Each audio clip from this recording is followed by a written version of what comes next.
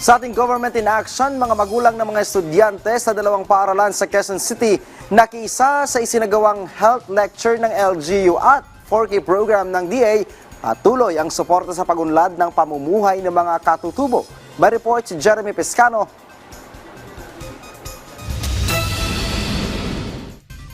Nasa mahigit 1,500 na mga magulang mula President Corazon Aquino Elementary School at Santa Lucia High School ang dumalo sa isinagawang health lecture ng Quezon City Health Department, katuwang ang disease surveillance officers.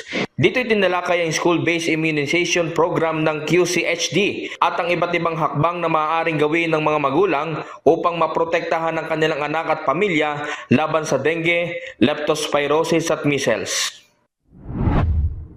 Patuloy naman ang pagsusulong ng Department of Agriculture Central Luzon sa kaunlaran ng mga katutubong pamayanan. Ito ay sa isinagawang IP Cultural Showcase at Mid-Year Assessment kung saan pinag-usapan ng mga ipinamigay na intervention, gayon din ang kalagayan ng mga indigenous people sa gitnang Luzon.